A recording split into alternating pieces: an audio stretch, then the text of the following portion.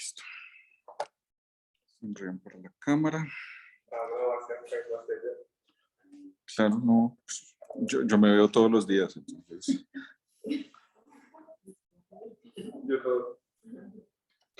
Sí, ahora sí todo el mundo volvió a la máscara.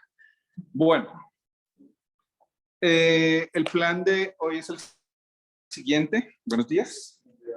El plan de hoy es el siguiente. Vamos a hacer como el recorderis de un poco del plan de lo que vamos a hacer. Pues vamos a ver un poco qué es lo que hace el editor. Alcanzamos a ver la vez pasada qué hacía un editor, pero pues repasamos rápidamente qué hace un editor gráfico, quién depende de quién, cómo está uno en la cadena alimenticia de un producto editorial impreso. Y después hablamos un ratico de los temas que hayan ido pensando de su libro. Y después vamos a hacer origami. ¿Sí? Entonces espero que hayan traído cositas. Aquí mientras tanto voy a ir abriendo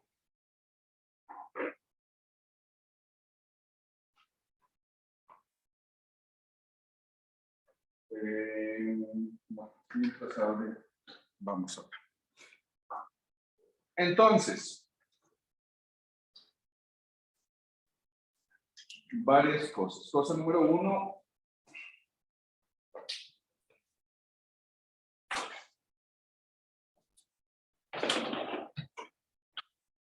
Si ven todos.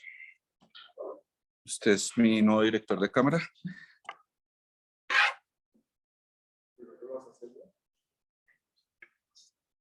Sí.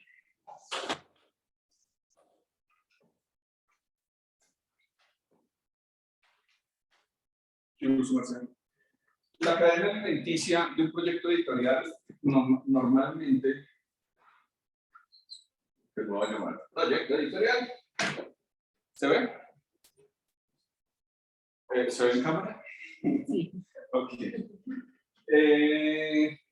Hola. La cadena alimenticia funciona más o menos de la siguiente manera. Tenemos un personaje que se llama editor. Normalmente del editor, como paralelo pero supeditado, está el editor gráfico.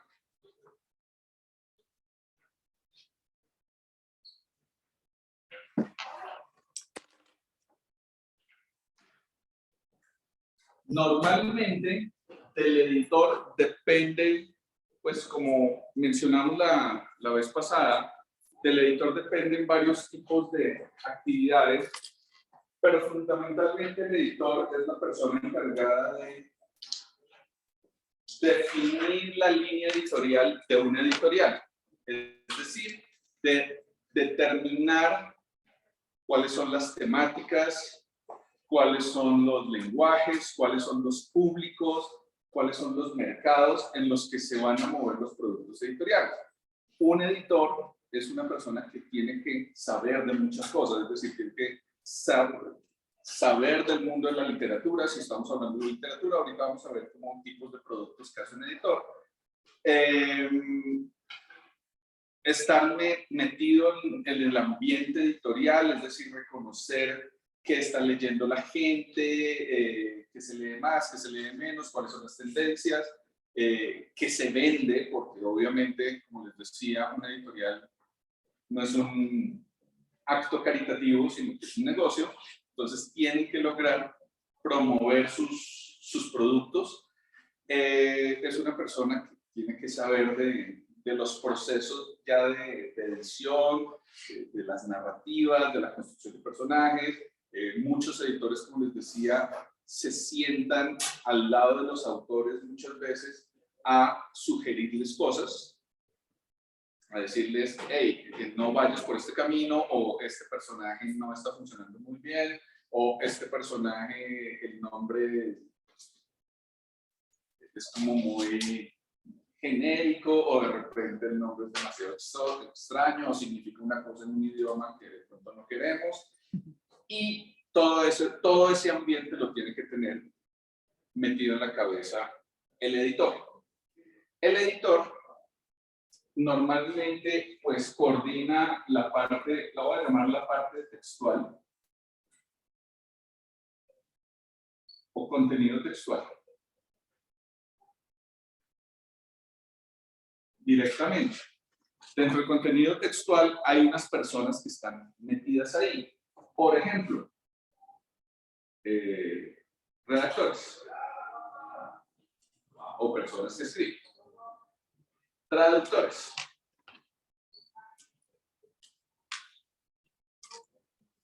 correctores de estilo.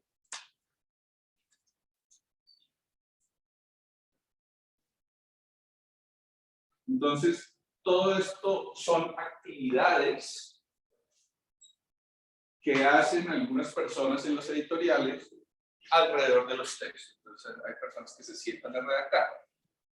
Vale la pena mencionar que un editor, cuando trabaja, normalmente, pues tiene dos tipos de aproximaciones hacia los autores.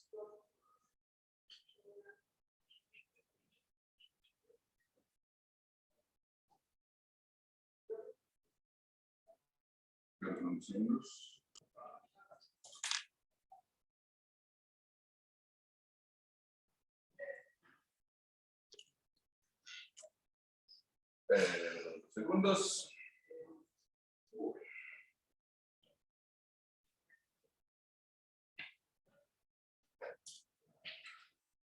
Entonces, un personaje de estos tiene normalmente dos aproximaciones hacia los autores. Hay editores, también depende un poco de la línea editorial de la editorial donde trabaja. Entonces, hay editores que reciben autores. Entonces,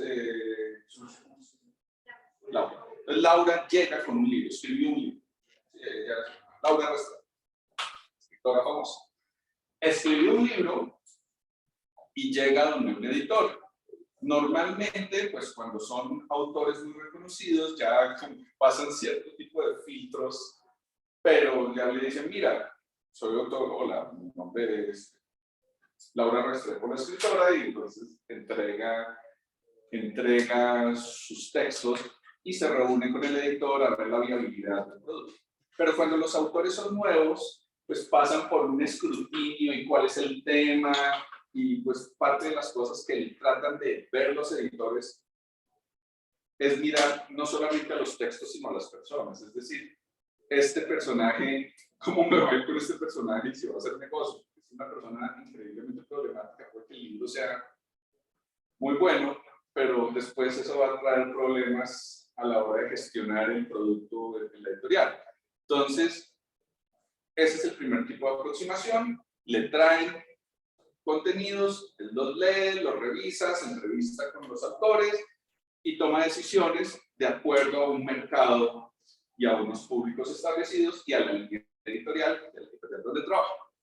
Segundo tipo de trabajo del editor. A veces los editores encargan contenidos. Lo más común, por ejemplo, es el trabajo de libros de texto de colegio, el libro de historia de novela, ¿sí? El libro de geografía de tal cosa. Entonces, en esos casos, el editor lo que hace es que contacta, aquí de repente más que redactores voy a hablar de autores, contacta a cierto tipo de personas, académicos, ¿sí? Personas que trabajan en el Agustín Codazzi o personas que trabajan en universidades y les dice vamos a hacer un libro de geografía para noveno y estos son los contenidos y yo no sé si ustedes se han dado cuenta que dependiendo del colegio, los colegios se afilian a cierto tipo de empresas y cierto tipo de libros. Entonces como que creo que todo el mundo pasó, todos ustedes pasaron por el álgebra de Baldor. Nunca lo voy a mencionar jamás. Pero algunos pasaron todo, o muchos pasaron por Nacho Ley, es decir, libros para aprender a escribir, libros de geografía y las grandes editoriales Santillana, Planeta, Norma, etcétera, pues muchos generan libros y contratan a autores para hacer contenido. En ese tipo de contratos, pues los autores desarrollan contenidos, pero algunas veces tienen personas que les ayudan a escribirlo, porque de repente el autor sabe mucho del tema, pero no es muy bueno escribiéndolo y haciéndolo fácil o manejando un lenguaje para un tipo de público determinado. Entonces, cuando un autor, un literato escribe su libro, normalmente viene desde su propia experiencia de generar lenguajes y demás. Cuando se está contratando el contenido, hay muchas más reglas en juego, es decir, ya la línea editorial es mucho más estricta, porque además hay que tener como muchas delicadezas, y por delicadezas no, atender muchas sensibilidades más que delicadezas. Es decir, si estoy haciendo un libro de geografía, por ejemplo, ¿cómo trato el tema de la esclavitud? ¿Sí? Pues, ¿cómo hablo de ella? Un libro de historia no puede negar que existió la esclavitud, pero ¿cómo la trato para que no se vuelva una cosa, o sea, no se vuelva una apología a la esclavitud, sino que se vuelva más bien un asunto reflexivo alrededor de la esclavitud? Entonces, hay que construir el lenguaje de manera muy concreta. Por otro lado, pues el editor tiene este subalterno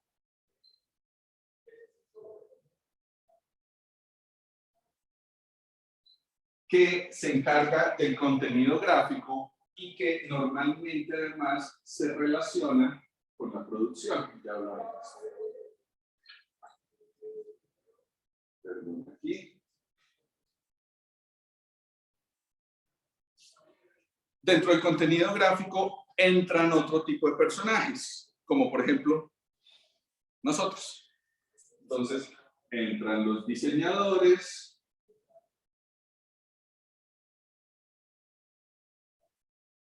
los artefinalistas, que normalmente son los diseñadores, ilustradores, fotógrafos,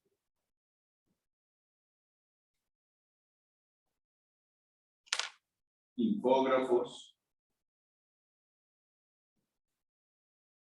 Aquí voy a hacer una cosa que es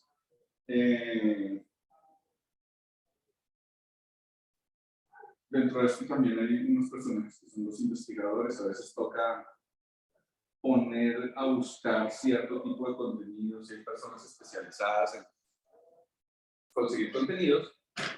Y por este lado del editor viene todo un asunto con el departamento legal. Este señor maneja todo y tiene vínculos con el departamento legal. Ustedes dirán, ¿para qué el departamento legal? Y es porque todo lo que hacen los escritores, los traductores, los correctores, los investigadores, diseñadores, ilustradores, fotógrafos, infógrafos, etc.,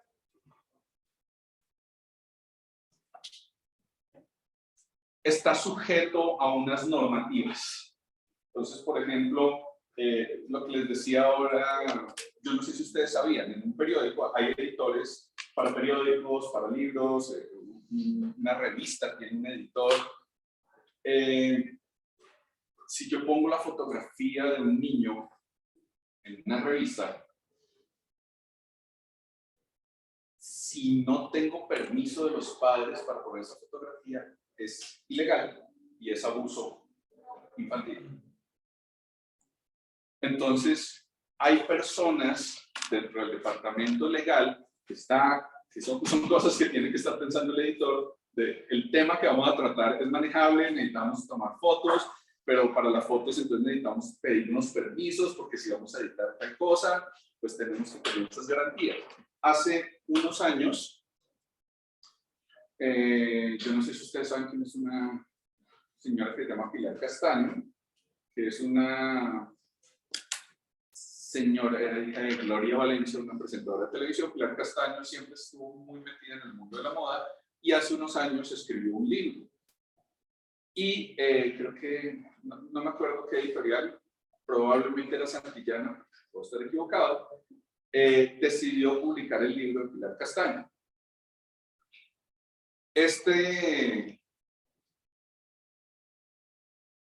Pues ella hizo el texto, pasó por todos los procesos de corrección de estilo, de revisión, de organización, hablabas con el editor para mirar cómo es la mejor forma de organizar los capítulos, etcétera, etcétera, y contrataron un diseñador y contrataron unos ilustradores. El diseñador empezó a hacer toda la maquetación del libro y contrataron unos ilustradores porque necesitaban unos figurines y unas cosas, porque efectivamente esta señora hablaba de su tema favorito, que es la moda. Resulta que la ilustradora era una chica, por razones inexplicables, se colgó. Hay un mito muy triste, y es que los ilustradores son más incumplidos que los carpinteros.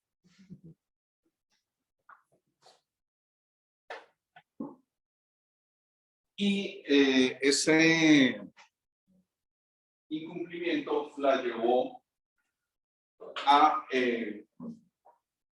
meterse en Pinterest, no sé dónde, bajo unos figurines, y cuando le tocaba su momento de entrega de ilustraciones, se entregó eso. Unas cosas que ella había hecho y otras cosas que había bajado. El departamento legal, en un proceso editorial, siempre el departamento legal tiene que verificar la legalidad de todo el material que se usa en un producto editorial. Es decir, tienen que revisar si los textos, seguramente cuando ustedes entregan ensayos en humanidades, les han mencionado Turnitin, ¿sí? Un verificador de que uno sí esté citando y que esté haciendo todas esas cosas, y asimismo tienen que hacer con todas las imágenes. ¿Esta imagen de dónde salió? Es de un archivo, esta la tomamos nosotros, ok, esta no tiene lío, esta nos la prestó tal persona, ¿tenemos el documento firmado de préstamo de esa imagen de esa persona? No, toca ir a conseguir. No, esto es sacado de un banco de imágenes. Compramos la imagen, la alquilamos, ¿qué hicimos con eso? ¿Cuáles son los derechos? Y ahí entra una cosa que seguramente ustedes han podido mencionar, que es el copyright, y seguramente ustedes han oído hablar de un término que es el copyleft, y de los Creative Commons. Después, de pronto podemos hablar un poquito más de eso. Pero cada imagen, cada producto tiene unas consideraciones. Hay autores que toman fotos y dicen, úselo quien quiera, como quiera. Hay otras personas que dicen, toma la foto y dice, úselo, pero no lo puede modificar y siempre tiene que decir que yo lo hice. Hay personas que dicen, úselo, pero solamente lo puedo usar para cosas que no representen lucro para usted. Es decir, si usted lo va a usar para una campaña sin ánimo de lucro de una ONG, no hay lío. Pero si usted lo va a usar para ganar platica en algo, sí hay. Y así hay 1000 tonos de gris respecto a cómo se pueden usar imágenes, textos y demás. En ese proceso, pues esta chica, pues hubo un fallo ahí en el asunto, imprimieron el libro, lo sacaron a la venta y, pues, como les digo, esto no fue hace tanto, entonces ya había Instagram, ya había cosas de eso. Es muy fácil. Las imágenes eran de una chica de Canadá. La autora original era una chica de Canadá y pues vio imágenes del libro. Alguien le dijo, oye, estas no se parecen mucho a tus ilustraciones. La chica revisó y, oh sorpresa, eran sus imágenes. Entonces, demandaron a la ilustradora, demandaron a la editorial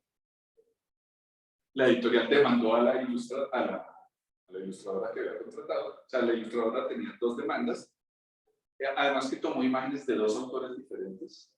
Entonces tenía demanda de un autor, demanda del otro autor, la editorial tenía demanda de un autor, demanda del otro autor, y la chica además tenía la demanda de la editorial, y Pilar Castaño demandó a la editorial y a la autora por los prejuicios, pues por todos los daños que le implica. Porque, ¿qué le tocó hacer a la editorial? Recoger el libro de todas las librerías. Recogerlo, pues se incurrió en los gastos de diseñar todo eso, en los gastos de diagramar todo eso, en los gastos de imprimir todo eso, en los gastos de todos los gastos de mercado que implica sacar un libro a relucir, y tocó recogerlo y picarlo.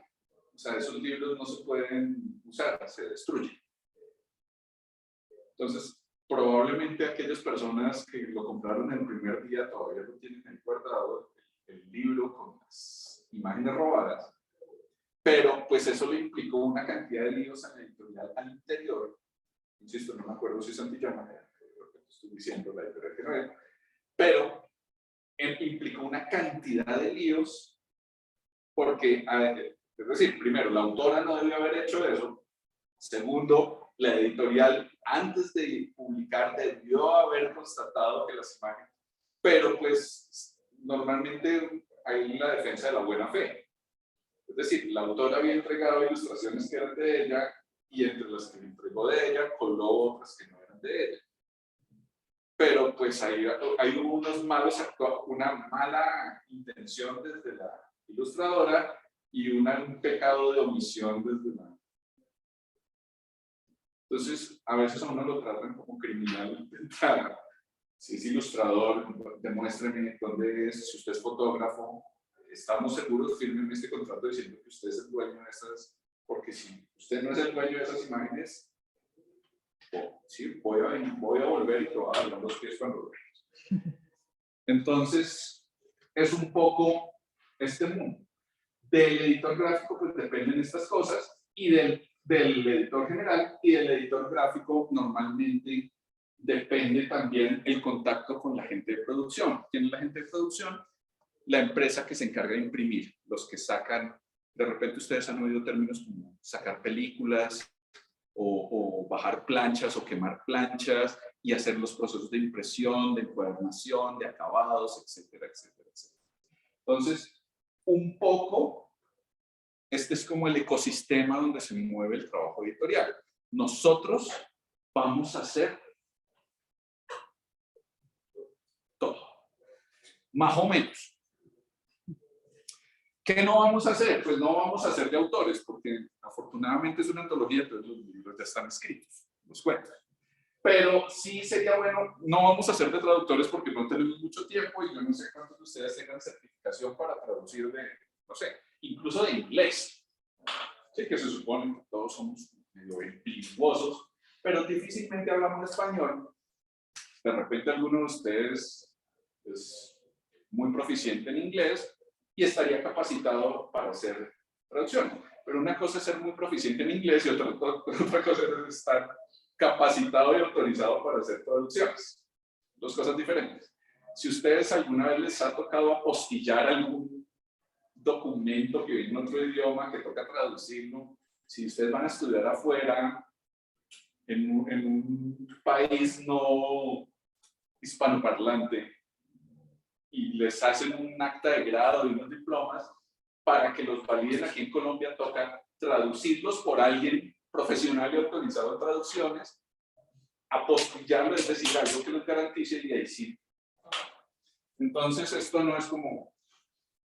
Entonces, si ustedes están de entrada pensando en sus textos en algo en inglés, bájense de esa nube. A menos que consigan el texto ya traducido, pero no se vayan a poner a traducir, ¿sí? Y además, alguna vez vi a alguien que hizo una traducción por Google, ¿sí? Hay un ilustrador, un tipógrafo muy famoso, inglés, Eric Gill, el de Gill Sans, el diseñador de la Gill Sans, efectivamente, y en la presentación decía Eric de Agaya. Sí, las agallas son, pues Gill es eso, son las agallas del pescado. Y la traducción era, el señor se llamaba Eric de Agaya, que dice, ¿quién es Yo no le pegaba, no entendía. Entonces, si ustedes van a depositar su fe en el traductor de Google, prefiero que no pongan ese cuento. ¿Ok? Hay casos, y ahí vienen unas cosas complicadas, ya le doy la palabra. Por ejemplo, cuando hay poesía, es brutalmente difícil. Porque obviamente el inglés, si traduzco el inglés o el francés, tiene, de pronto entre francés y español es más fácil porque ambas son lenguas romances y tienen ciertas semejanzas. Pero entre inglés y español, las rítmicas son muy diferentes. Entonces, un poema lindísimo en inglés, Coleridge y todos estos poetas malditos, traduciéndose al español no es como insípido si uno los traduce literalmente. Entonces, el traductor tiene que meterle su pena poética y mucha gente se cuestiona por eso cuando uno ve libros de traducción de poemas. Uno mira mucho quién hizo la traducción. Hay un libro, y ya doy la palabra, hay un libro muy particular que es la colección completa, ¿cómo se llama exactamente ese libro? Pero son los cuentos completos de Edgar Allan Poe. Ese libro, si ustedes lo consiguen por ahí, buscan en editorial, cuando ustedes estén comprando libros, no solamente compren porque está más barato, sino si es un libro no nativo del español, busquen quién lo tradujo, porque hay veces varias versiones. Por ejemplo, Las Mil y Una Noches. Las Mil y Una Noches, hay traducciones que son fatales y además censuradas. Y hay otras en donde hay unas traducciones que son del árabe al español directamente, mientras que hay unas que son del árabe al inglés al español, o sea, 2 grados de degradación. Yo no sé si ustedes han oído hablar de un escritor más o menos famoso que murió, que se llama Julio Cortázar, que decían que cada vez era más grande, pues tenía un problema de hipófisis, y tenía una enfermedad que cada vez crecía y crecía y crecía. Creo que murió de un metro 90, no sé cuánto. Y él no sabía inglés y aprendió inglés traduciendo los cuentos completos de Edgar Allan Poe, que es la versión más aclamada, querida y buscada en las traducciones que hay de Poe al español. Todo el mundo, cuando busca, si ustedes están buscando los cuentos completos de Poe, busquen el que está traducido por Cortázar, que aprendió inglés traduciendo, pero pues yo no sé si hay que ser bien, señor. Yo sé cómo pregunta, es que como que a pesar de que el nombre lo dice, que hacen como tal los antagonistas.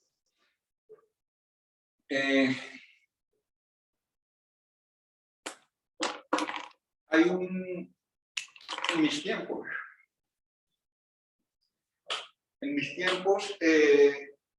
yo alcancé a ver computadores cuando estaba estudiando en la universidad. Entonces, cuando yo entré a la universidad, empezaron a llegar los primeros computadores a Colombia.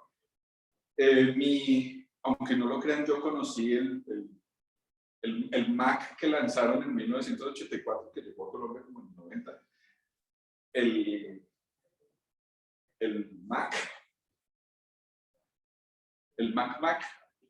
el primero, creo que se llamaba Elisa, ese yo lo conocí, y nuestras clases de cómputo, porque yo estudié en la Nacional y en la universidad tenían de eso, las clases de cómputo era meta un disquete, saque un disquete, o sea, era como las cosas de, mire, usted coge el disquete, lo arrastra a la canequita y expulsa el disquete. Era que pues ustedes será la cosa más estúpida del mundo, pero pues en el momento era como todo ese desarrollo tecnológico. Yo empecé a trabajar con Corel Draw 2. No sé cómo empieza. 6. Pero y Corel Draw 2 y los computadores así. Todo era lento y las pantallas. En esa época, cuando uno diseñaba, antes de eso, a uno le tocaba hacer los bocetos, uno iba a unos sitios que se llamaban fotocomponedores y allá uno mandaba a levantar textos. Yo sé que estoy hablando mucho, pero ¿qué es levantar textos? Uno llevaba las pruebas originales, es decir, uno llevaba los textos que necesitaba para el libro o la revista. Hay que hacerse una revista así. Uno llevaba los textos escritos en máquina de escribir y se los entregaba a la gente de las composers, de las componedoras. La composer es una maquinita, imagínense una pelota de letras. Jugaron con pelotas de letras de caucho. Imagínense eso, pero en metal. Y es una máquina donde se digita y la máquina escribe y la bola va girando y va escribiendo. Es como una máquina de escribir, pero no con palitos, sino con bolas. Y la diferencia entre la máquina de escribir y la composer es que yo puedo cambiar la fuente. Es decir, yo cambiaba la bolita y cambiaba la tipografía y el tamaño. Entonces uno iba a la composer y decía, buenas, es que necesito levantar este texto. ¿Qué hay que hacer? Mire, ponga, por favor, necesito este texto en un ancho de columna de tanto, en tal tipografía, en tal fuente, con tal interlineado. Ok, y ellos lo que hacían era que cogían un texto de la máquina de escribir y lo volvían a digitar, pero en esa máquina, y esa máquina tenía la posibilidad de dar los formatos. Y después uno volvía y a uno le entregaban una cinta de papel, un rollo de papel con toda la columna. Por eso es que antiguamente los diseños no eran tan variados. Ahora yo puedo usar varios anchos de columnas y demás. En esa época, pues uno jugaba eso, se chiflaba. Y después uno iba a unas mesas de luz y montaba las columnas sobre unos papeles con unas guías y demás. Y uno montaba todo y donde iba a ir una foto, uno ponía unos parches de color y después todo eso se lo mandaba a un personaje que se encargaba de sacar las películas. Esto se los voy a seguir contando después, pero más o menos eso era el proceso. A todo ese proceso de hacer la maqueta final para que le tomaran la foto y sacar las películas que se iban a imprimir luego. Insisto, vamos a aprender muchas cosas del proceso, medio les explico por ahora. A ese proceso se le llamaba arte finalista. Cuando aparecieron los computadores, apareció la lógica de la composición digital. Es decir, ya aparecieron softwares, ¿sí? En su época apareció un programa que llamaba QuarkXPress, otro que se llamaba, InDesign se llamaba, no me acuerdo ahorita. Aldus PageMaker, se llama PageMaker. Y uno hacía esa composición, montaba los textos, armaba y hacía exactamente lo mismo. Entonces, antes como que se diferenciaba mucho el diseño de el montaje del producto final para sacar películas. Actualmente, el artefinalismo se entiende como todo ese proceso de montar en InDesign y exportar PDFs. Es bastante reduccionista, pero más o menos es eso. Entonces, por eso estamos ahí. Lo que pasa es que aquí normalmente uno arma el archivo de InDesign y estos señores se encargan de poner las guías, de revisar que eso funcione con los tamaños, con los montajes, pues vamos a aprender qué es un montaje y bla, bla, bla, bla, bla. Entonces, hay diseñadores que hacen las dos cosas y hay empresas donde tienen personas especializadas para hacer esas finalizaciones. Que revisar que todas las imágenes estén en CMYK porque vamos a imprimir en offset, revisar que todas tengan la resolución, revisar que es como toda la parte técnica operativa del trabajo de producción. ¿Sí? Más o menos. Listo. Nosotros, entonces, vamos a trabajar en esto. Para nuestro libro, vamos a trabajar más como editores y eventualmente les pediría que le echen un ojo para hacer corrección de estilo, pero corrección de estilo, la corrección de estilo normalmente tiene que ver con la redacción y la ortografía. Les voy a pedir es que trabajemos eventualmente con ortografía, es decir, que de repente hay una coma, hay un doble espacio, revisemos ese tipo de cosas, pero no nos vamos a poner a redactar, ¿sí? Este texto que escribió Gabriel García Márquez, voy a volverlo a redactar porque le quedó como mal. Entonces, no. Además que no somos competentes en corrección de estilo. Pero sí me interesa que entiendan que existen todos estos personajes en el proceso y que nosotros solamente somos como una gotica en el mar, que hace un trabajo muy importante, pero gotica finalmente. Y obviamente pues nos vamos a enfocar aquí jalando hacia allá. Entonces vamos a funcionar como editores en el sentido que vamos a decidir qué libro, qué cuentos vamos a poner, en qué orden los vamos a poner, por qué los vamos a poner, cuál es el tema alrededor del cual va a girar todo, y después vamos a hacer todo el trabajo de diseño. Y aquí yo les recomiendo una cosa. Para este ejercicio, y aquí les quería mostrar en Avatar,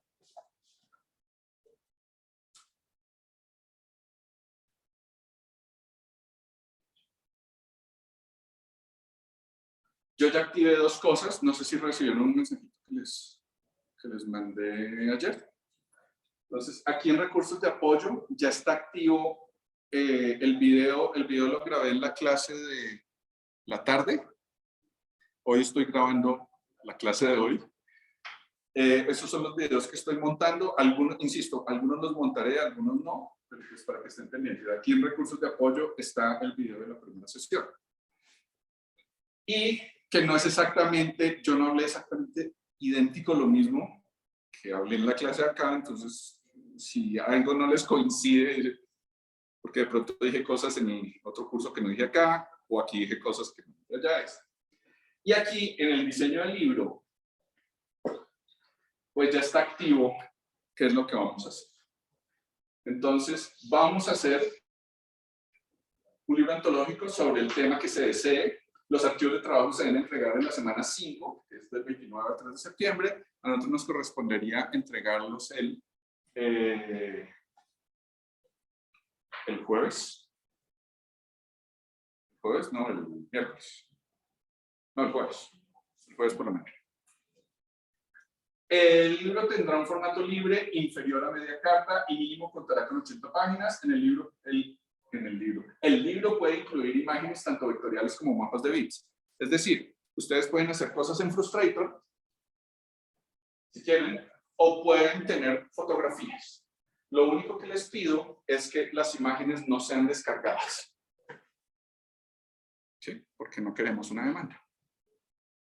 ¿Y de uso libre tampoco? ¿El qué? De uso libre tampoco. Yo les diría, construyan las imágenes, pero no se maten construyéndolas. Es decir, no sé, esto no es curso de ilustración y por ahora a mí me interesa más es que ustedes de pronto collagean, hacen collage, de repente hacen fotografía, ¿sí?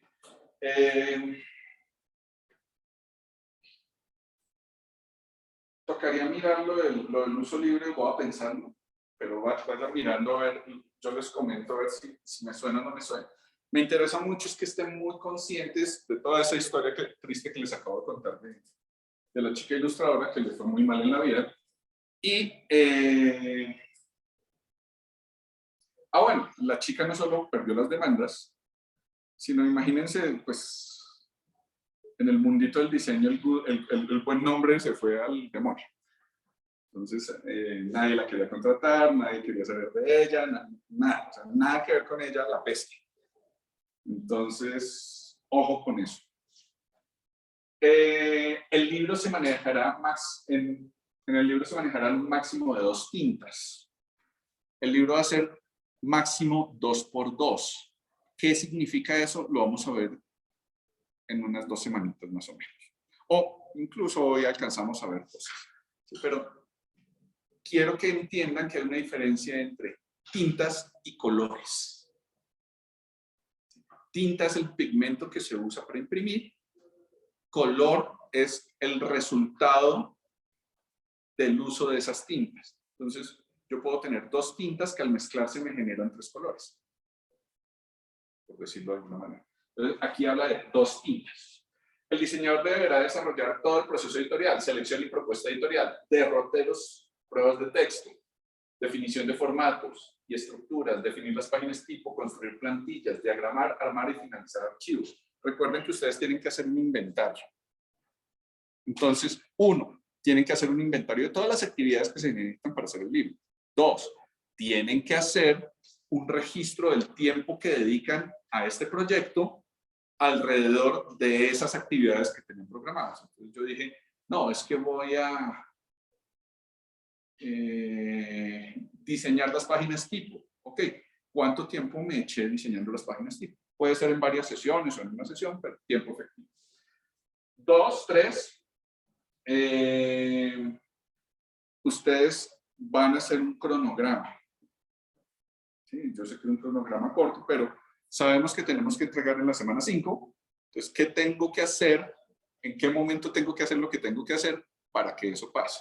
Entonces, vamos a tratar de explorar así, navegando a tientas, cómo hacer eso en Excel. Hacer un diagrama de Gantt.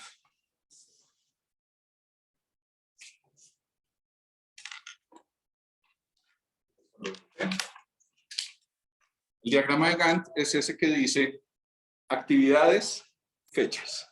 Y tiene barritas que dicen esto empieza aquí, acá, esto empieza aquí, acá. Un cronograma clásico. La plantilla digital del libro, el archivo de InDesign, debe contar con todas las características técnicas de armada, páginas maestras, márgenes, retículas y estilos. El libro contará con las siguientes páginas que son de carácter obligatorio.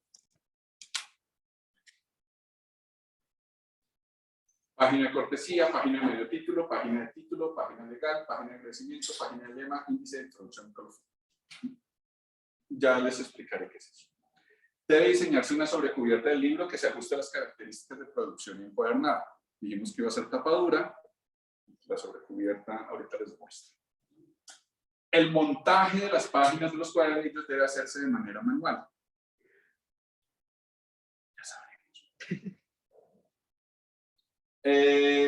Debe llevarse un registro de las horas dedicadas a la elaboración del proyecto total, desglosando el tipo de labor y el tiempo invertido.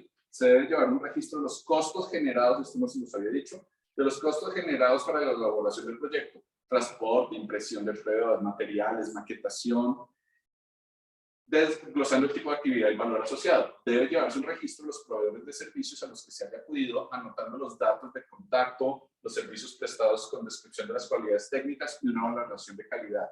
Esto es porque mi plan es empezar a hacer como una especie de drive. De hecho, yo no sé si ustedes saben que el drive lo van a reducir. En teoría, pero es que creo que... Entonces, descarguen su información porque creo que ahora hay un máximo de 15 gigas. Entonces, si ustedes tienen su vida ahí, bájenla y manejen con más. Creo que yo les había dicho que ustedes tienen la opción de tener la licencia de Office de la universidad, y Office tiene OneDrive. No sé cuánto espacio le quede tenga OneDrive, pero de repente ahí tener varias nubes ayuda de apoyo.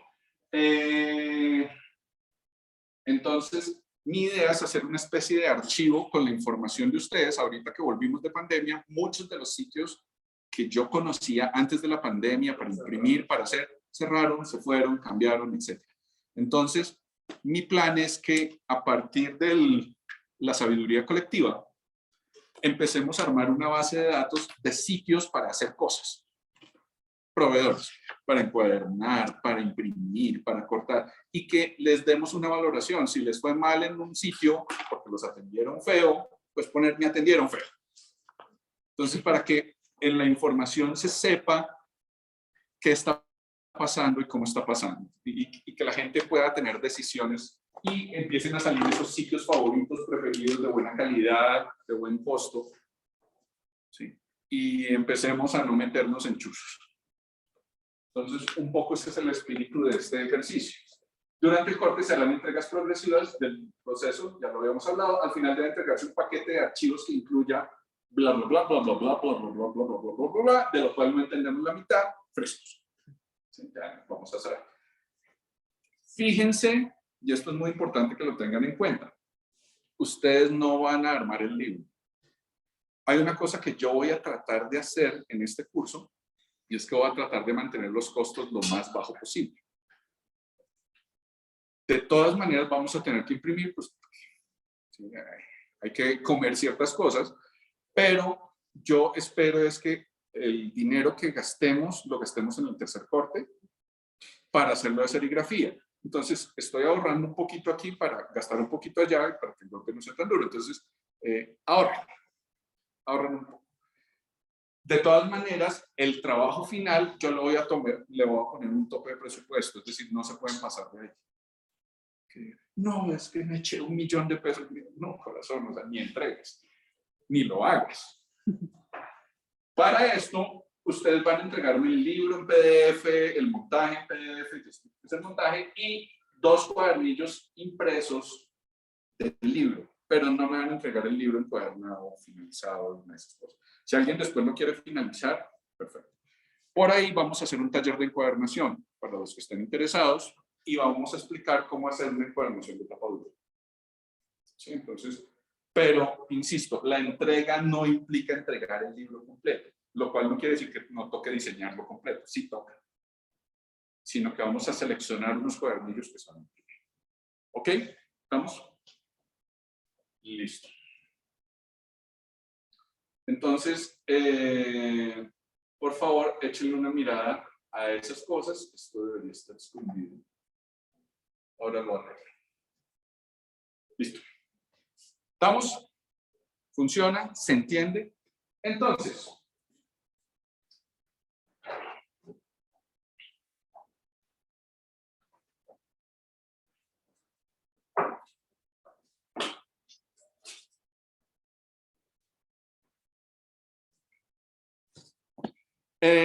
les voy a pedir un favor.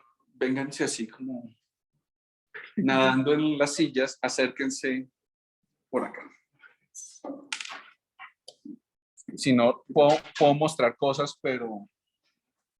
Director de cámara. Ay, antes de eso. ¿Quién necesita verse? Tilear la cámara seguramente para... Sofía Arango. ¿Usted vino a las 2 sesiones? Sí. Pedro Luis. ¿Vino a las 2? Daniela Carreño. ¿Vino a las 2? Daniela Díaz. ¿Vino a las 2? Daniel Fajardo. ¿Y vino a las 2? Juan Felipe Gil. Vino a las 2. Susana Martínez. Juan Camilo Miranda. ¿Saben quién es? Sí, lo que pasa es que vive muy lejos. Muy lejos. O sea, de José es Cajica de cerca. ¿Y por qué no? ¿Por qué una clase de sección? No entiendo la lógica. La no lógica. Díganle que si puede, entonces que venga a la clase de la 1 o alguna cosa así, o mañana si quiere madrugar a las 7, está buenísimo. Bueno, les traje algunos libritos para que miren, pero simplemente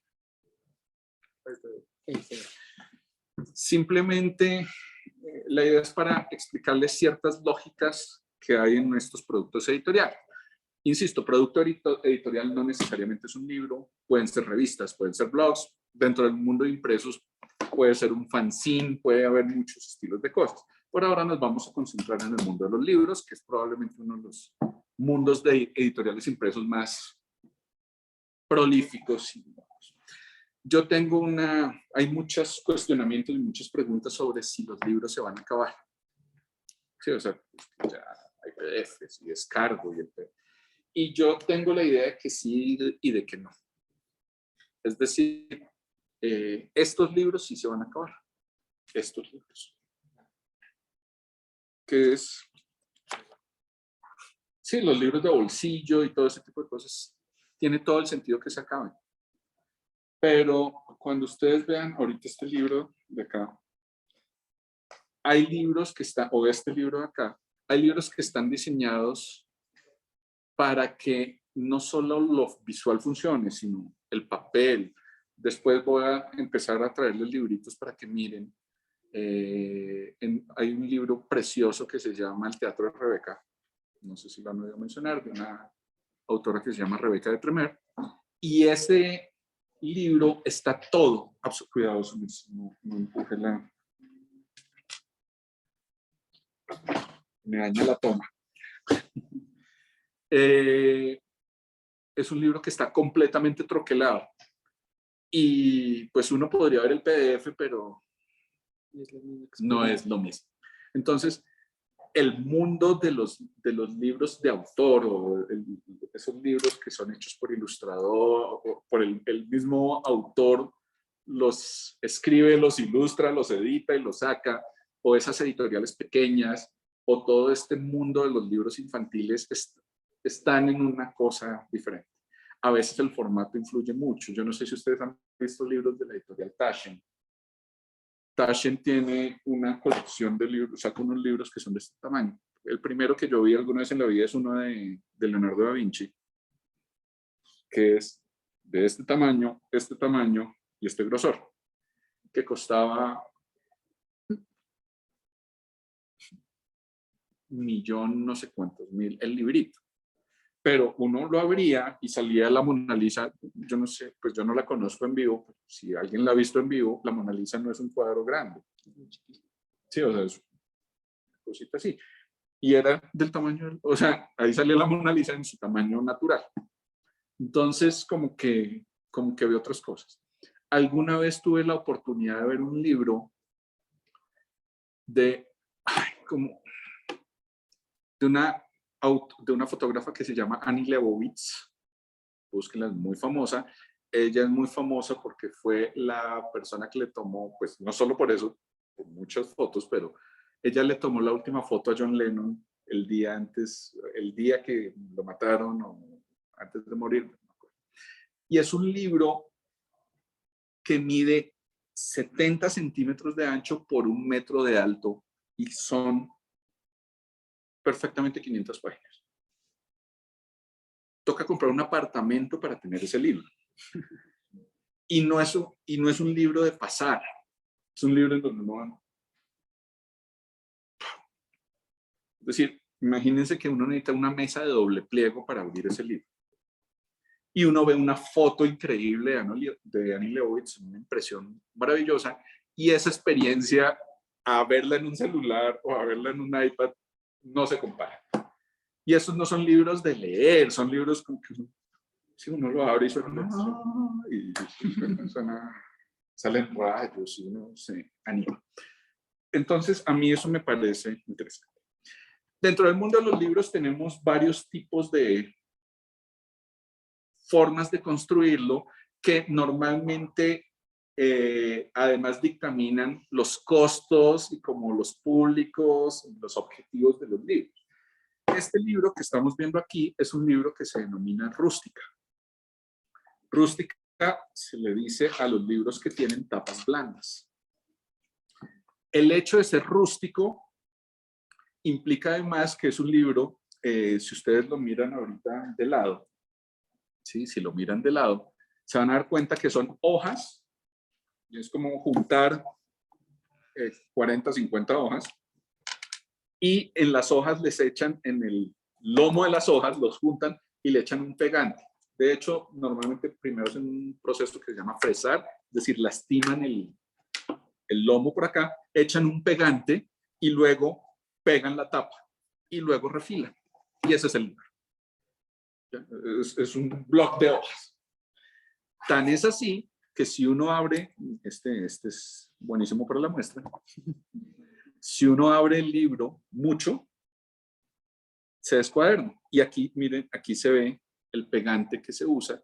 Este pegante se le llama hot melt. Aquí lo llaman Holmet. Pero el nombre real es hot melt. Y es, imagínense que es como un dulcecito, como un coffee delight. Entonces, viene así en pastillas estilo Coffee Delight y se derriten y se aplican como pegante. Y todo se pega ahí. Entonces, aquí se ve esto. Normalmente, este tipo de encuadernación se usa para publicaciones de muy bajo costo. Encuadernar así es muy barato. Se está agotando la batería. Gracias.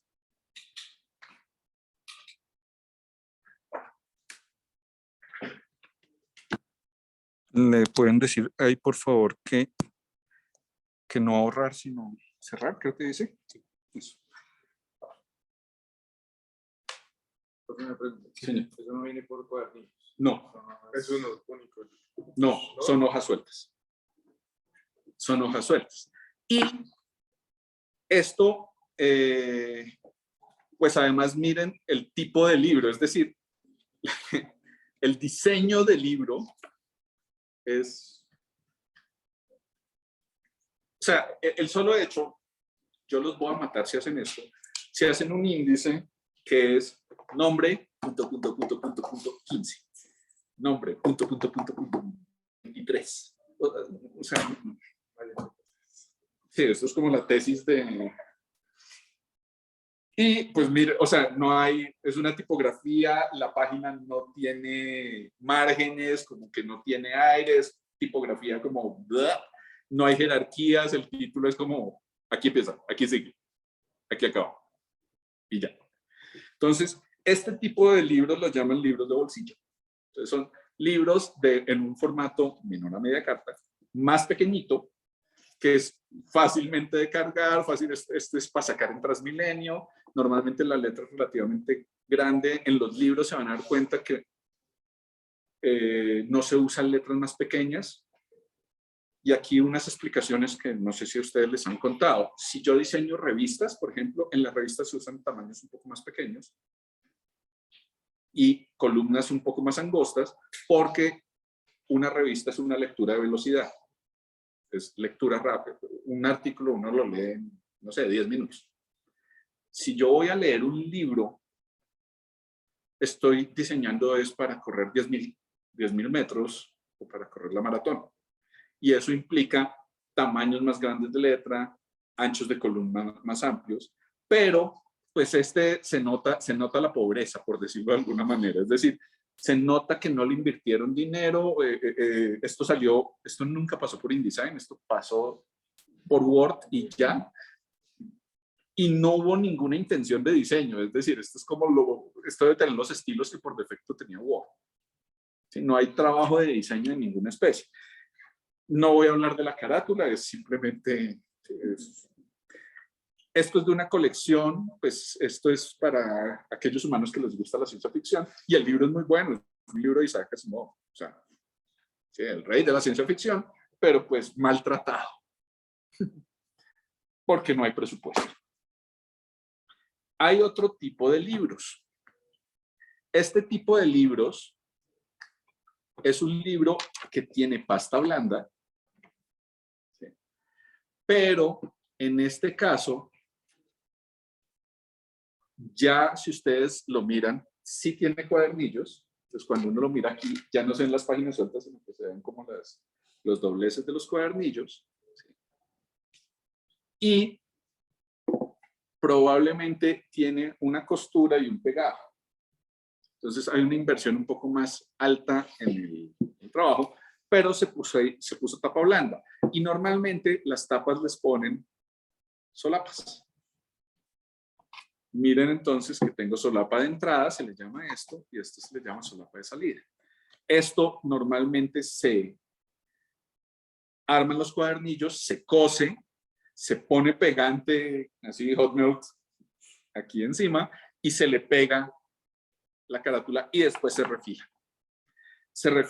Este se refila por 3 lados, por aquí, por acá y por acá. Este se refila por 2 lados, porque si lo refilo por acá, pues le vuelo las solapas. Entonces, a este lo tienen que refilar. Lo importante de esto es que miren que las tapas y el libro están a la misma altura. Es decir, cuando yo pongo esto en una biblioteca, las páginas están en contacto con la mesa. Ya les voy a decir por qué es eso. Pero este libro tiene otras características. Entonces miren que el papel cambió, este es papel como de envolver carne eventualmente, y este ya empieza a tener otro tipo de cualidades. Voy a mostrar por acá. O sea, ya solo la página de entrada es otra cosa. Y miren, está impreso a color, este es impreso en blanco y negro, lo único que tiene color es la carátula. Miren cómo cambió el manejo del espacio, o sea, cómo tenemos márgenes más amplias. Si quiere, ahí alcanzó a entrar.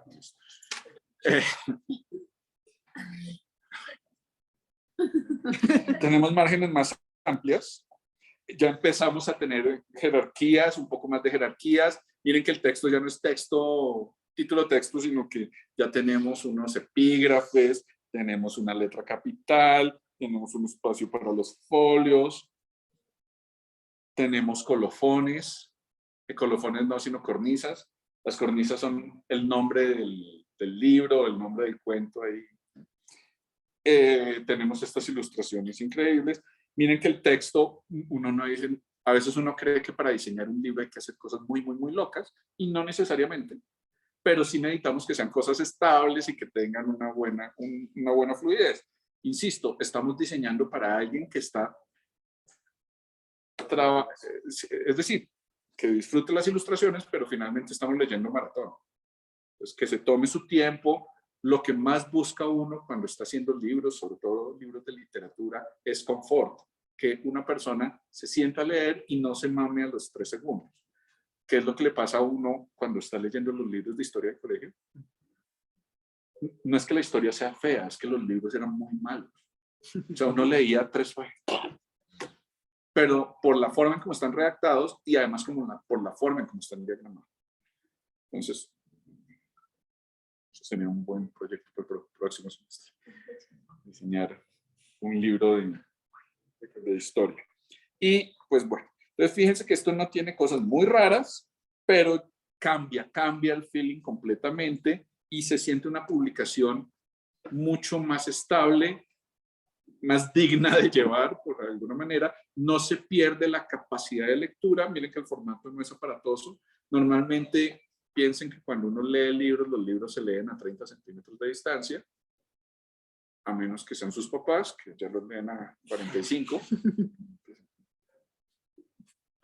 Y sigue existiendo esta lógica de la carátula sigue siendo vendedora. Si algún día les toca diseñar una sobrecubierta de un libro así casual, piensen en eso, es decir, la carátula tiene que ser potente, no puede ser cualquier cosita. Y puede tener elementos tipográficos fuertes, pero que tengan algún sentido, que no sea... Pues esto también hay que entender que atiende una época, ¿no? Esto también le implica, este libro de ser como el 76 por la tarde. Entonces, este es mucho más moderno.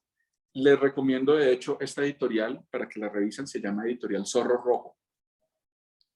Muy bonita, hacen cosas supremamente lindas y yo les voy a traer más libros más adelante de esta editorial para que le echen un ojo. Zorro Rojo, ellos son españoles, creo. Entonces, insisto, es un libro mucho más digno, más fácil de masticar y de llevar. Pero sigue siendo rústico. Es rústico. Entonces, rústico no quiere decir que sea pobre. Sí, lo pobre está en otras cosas. Rústico es un tipo de acabado de la cubierta. Pero sí vemos que los libros de bolsillo son como libros de botar. Así como uno los puede regalar sin dolor, uno los puede dejar en Transmilenio para que los lea otro y a uno no le duele nada. Pero botar este libro ya duele un poquito más. Y esas ilustraciones están chéveres. Este libro se produjo acá. De hecho, lo diseñaron sus profesores Magdalena Monsalve, Rosario Gutiérrez, y un egresado acá, se me olvidó, se me vuelve el nombre de un chico que salió acá, que hace libros. Ahora me acordaré del nombre de él. Él se dedica a hacer libros y está sacando unos libros en serigrafía súper coquetos. Este libro es producto de una investigación, es decir, tiene un amarre ahí harto, que es harto en un sentido, y es que es un libro diseñado para la academia. Es decir, este no es un libro de literatura, lo lee cualquier persona, sino esto está dedicado a las personas y profesores que dictan diseño gráfico. Es un libro sacado de las experiencias de los talleres de diseño que dictan Magdalena y Rosario, etc. Entonces hay unas reflexiones ahí, pero se tomaron la tarea de hacer algo. A mí este libro me parece muy coqueto. Sí, también sin ser la cosa más chiflada del mundo, pero está muy bien hecho. Y miren, también lo vemos por aquí, esto es tapa blanda, o sea, las mismas condiciones, rústica, de hecho algunos lo llaman esto semirrústica, porque tiene tapitas y cosas de ese estilo. Miren que las tapas, cuando hagan tapas, no hagan tapas de 3 centímetros, hagan tapas largas, fíjense que normalmente son de la mitad o más del tamaño de la tapa, de la cubierta. Este es bien largote, incluso miren que es... Yo voy a preguntar eso, profe. Digamos, para ese tipo como de tapas, entonces, ¿es como que el material en sí es negro o tienen que poner algo encima? Depende de... Es decir, sí y sí. Hay veces que se ensanducha el material, hay materiales, hay un tipo de papel que venden que es de un color por un lado y de otro color por el otro. Esto es impreso, esto no es el color del papel, sino que se imprimió toda la superficie de ese color. Hay muchas formas de solucionar el problema. Entonces, aquí me parece, y la pregunta que apenas no sé, la pregunta me parece interesante y es que a veces uno cree que los libros se hacen de una única y exclusiva manera y no, es decir, un problema de diseño se puede solucionar de muchas maneras.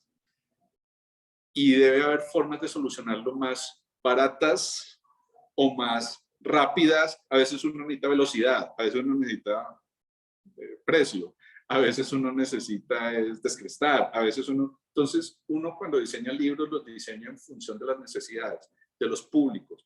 Si yo saco un libro demasiado sofisticado para el público al que va dirigido, puede que el libro sea muy bueno y sea muy bonito, pero el público no lo va a comprar, porque de pronto es muy costoso. ¿Sí? Entonces tendría que tener un fanbase así súper fuerte, ¿sí? Ser un libro de Star Wars ¿sí? De Grogu, para que digan, ay, yo quiero ese libro. Entonces, cuando ustedes vean, por ejemplo, el Teatro de Rebeca, voy a traer para que lo miren, la gente dice como, yo quiero ese libro, o sea, lo ve y de entrada dice, lo quiero. Y lo mejor del mundo es que uno ve ese libro y dice, esto debe costar como 300,000 pesos. ¿Cuánto cuesta? Yo cuando lo compré, lo compré en 70,000 pesos. Ahora debe estar como en 120. Pero cuando lo vean, uno dice, 120,000 pesos un libro. Véanlo y me dicen si los vale. Entonces, hay que buscar esas correspondencias. Ahora les pongo un reto. Miren, además, este tiene cuadernillos. Pero ellas están usando diferentes tipos de papel a lo largo del libro. Entonces, cada cuadernillo es de un tipo, pues no cada cuadernillo, pero cada cierta cantidad de cuadernillos es de un tipo de papel diferente. ¿Se puede hacer esto? Sí, miren. Entonces, yo puedo hacer que un pedazo del libro sea en un tipo de papel y otro pedazo del libro sea otro tipo de papel. De repente, si yo estuviera haciendo una antología de cuentos algún día, digo, ¿qué pasa si yo voy cambiando el tipo de papel como parte de la narración? Es decir, voy de un papel muy delgado a un papel muy grueso. ¿Sí? Y me toca hacer algo en el diseño para que un poco el contenido se ajuste a los cuadernillos. Habrá formas, es más difícil, pero habrá formas. Entonces, ellas hicieron un poco esto. Y ahora les muestro. Entonces, pues, ahorita vamos a hablar de las partes del libro. La entrada. Las legales. De una vez les voy a ir mencionando. Voy a aprovechar el desastre. En un libro normalmente uno tiene, ahorita hablo del tapadura, pero uno tiene una carátula. Y quiero que entiendan la diferencia entre cubierta y carátula. Cubierta es todo lo que cubre el libro. y por eso este tiene cubierta y sobrecubierta. Esta es la cubierta y esta es la sobrecubierta. Y la cubierta tiene carátula y contracarátula. O sea, carátula es el frente, contracarátula es atrás. Este es el lomo. Y a esto se le llaman solapas. Solapa de entrada, la del inicio, y solapa de salida, la del final. ¿Ok? Siguiente. En un libro, siempre este tiene guarda. Se las ingeniaron para hacer un libro de tapa blanda con guarda. Y la primera página de un libro normalmente es en blanco. Entonces, la primera página derecha de un libro siempre es en blanco. Se le llama página de cortesía. Siempre. ¿Por qué? Antiguamente los libros no se vendían encuadernados. A uno le vendían la tripa. Antiguamente estoy hablando siglo XVII, XVI. A uno le vendían la tripa. Y pues obviamente quien compraba libros eran personas que tenían mucho dinero. Y yo compraba la tripa recién impresa por el señor Gutenberg y después la mandaba a encuadernar. A mi gusto, en madera, en metal, en cuero, en cartón no existía en esa época, pero sí. Entonces hacía la encuadernación a mi gusto y al gusto del encuadernador. Ahora, pues con la revolución industrial surgió la idea de que uno le entrega los libros ya encuadernados. Para nosotros es inconcebible pensar en un libro que no tenga encuadernación. Que uno le entregue el blog, no. Pero antiguamente era así. Y se necesitaba como una protección del libro de la tripa, entonces todas tenían página de cortesía. Entonces esto es una herencia. Y para mí esto es como la... Cuando empieza una película siempre empieza en blanco o en negro, es decir, siempre empieza y lanzan los créditos de la película o la productora, lo que sea, como que uno no arranca así de choques, uno necesita como una introducción. Luego viene una página en blanco, que es página izquierda, señor. Yo una preguntita rápida. Profe, ¿la página de cortesía hace parte de un cuadernillo específico? No, es parte del primer cuadernillo. Okay. O sea, sí hace parte del cuadernillo específico del primero. Entonces, ahora que hablemos de cuadernillo se van a dar cuenta, pero siempre hace parte de eso. 2. Esta página normalmente va en blanco. A esta página se le llama página de medio título o portadilla. Esta página de medio título o portadilla, eso los van a ver aquí en...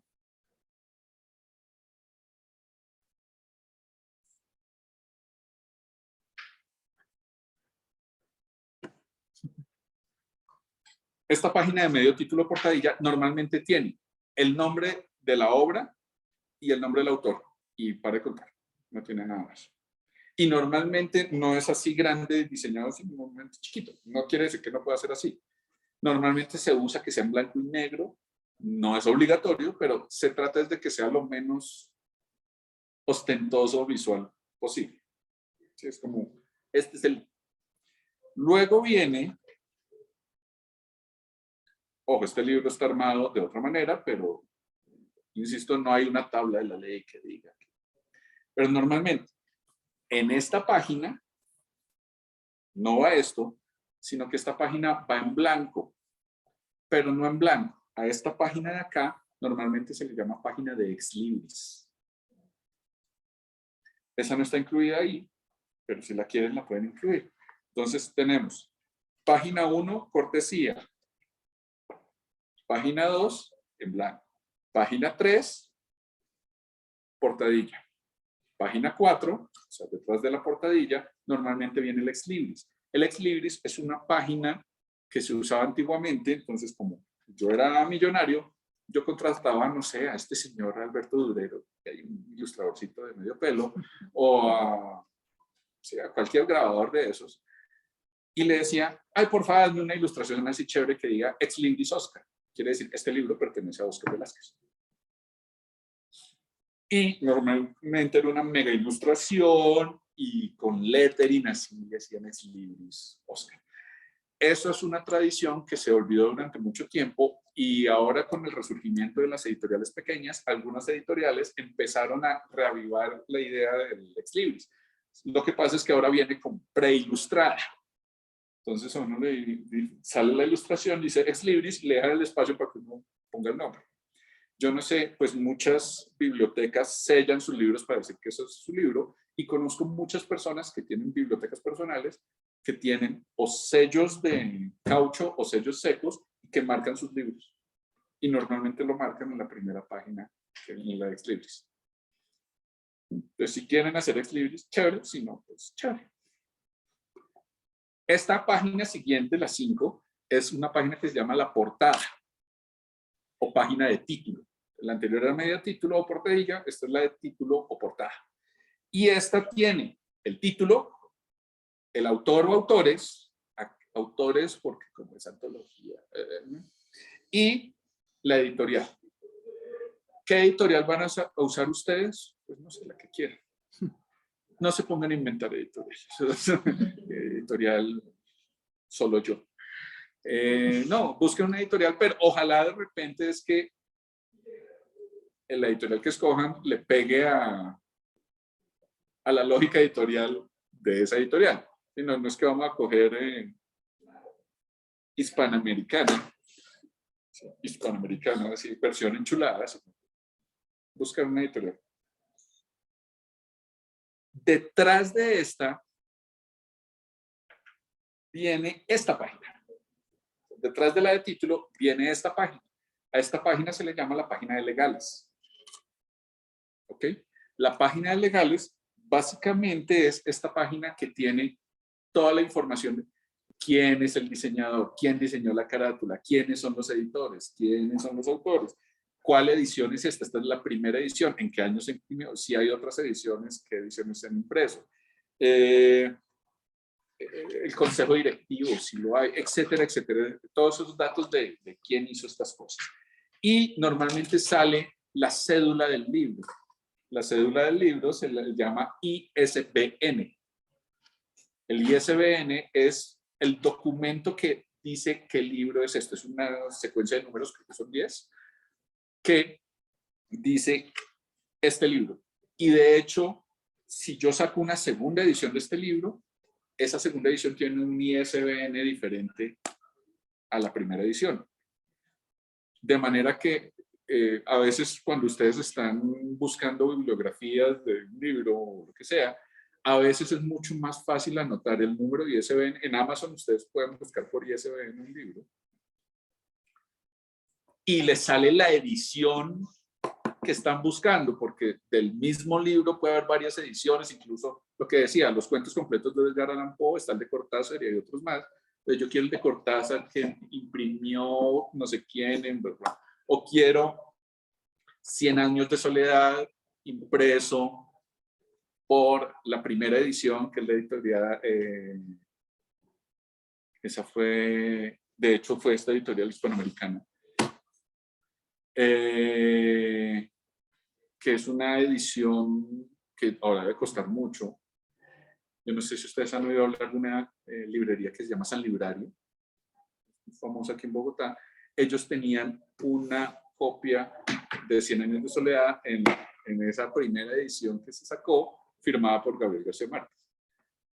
Y se la robaron. Entraron a robársela, o sea, fue como el gran robo del siglo. Entonces, esta es las legales. ¿Okay? Y aquí entonces sale normalmente además quién imprime, impreso en Talleres Panamericana, bla, bla, bla. Aquí es donde sale prohibida la reproducción total o parcial de esta obra por cualquier medio electrónico, magnético, digital, que entonces toda esa información está ahí. No se la inventen, búsquenla en un libro, busquen varios libros a ver cuál les cuadra mejor. Luego, esto varía. Sí, aquí hay un orden que puede variar. Normalmente, en esta primera página, derecha, o sea, al lado de las legales, en esta página, normalmente pueden ir dos cosas. O las dedicatorias, a mi papá que lo quiero mucho, a mi mamá que me piensa. O a veces hay un epígrafe. Sí, hay como un textico de introducción, no me acuerdo cómo lo llamé ahí, la página del lema. Entonces hay página de agradecimiento y hay página de lema. Normalmente aquí va el agradecimiento Luego hay otra página en blanco y ahí va el lema. ¿Qué es el lema? Es una frase célebre de alguien que como que lo introduce a uno al tema de todas las cosas. Y después, normalmente viene el índice. Entonces, miren, este índice está coqueto porque miren que tiene jerarquías, tiene niveles de información, como que es muy fácil encontrar toda la cosa. Y tiene varios capítulos. Y después, pues ya empiezan a hacer estas cosas. Entonces ya empieza, normalmente viene la introducción. Entonces, esa es una cosa que les va a tocar hacer, escribir la introducción de su libro.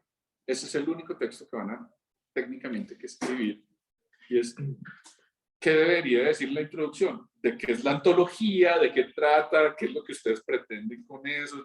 No, esta es una antología de terror donde buscamos que la gente se dé cuenta de toda la evolución de la literatura que ha asustado a las generaciones por años, bla, bla, bla, bla, bla.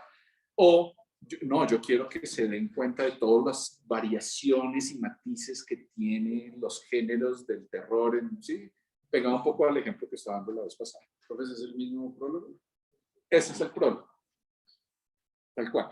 El asunto es que en muchos libros hay veces que en las antologías o en cierto tipo de libros, en este, por ejemplo, se invita a una persona para que escriba la introducción o el prólogo.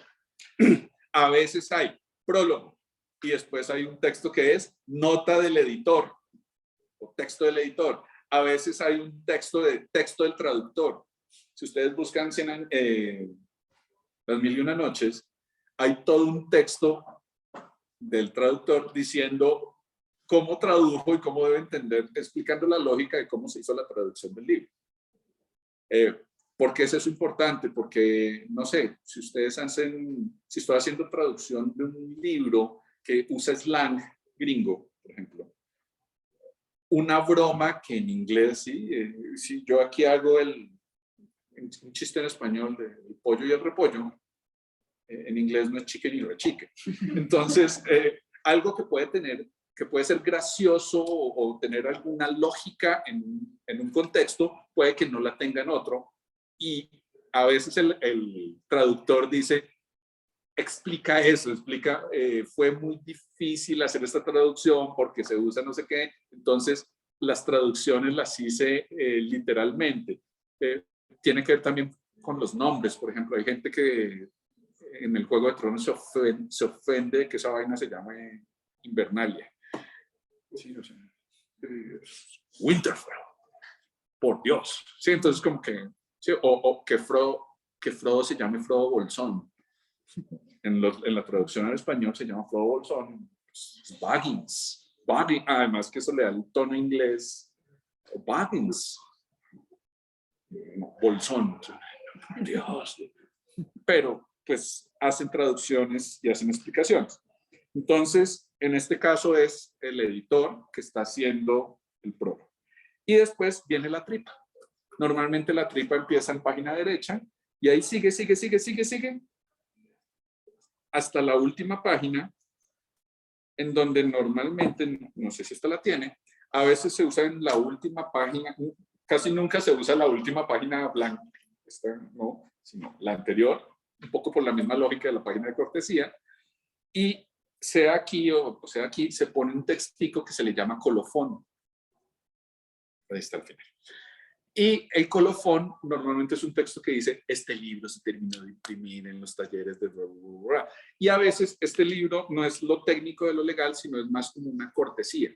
Muchas veces en ese libro dice, este libro se imprimió en papel bla, bla, bla, y se usó la tipografía tal, de no sé cuántos, en tal tamaño, con tal interlineado.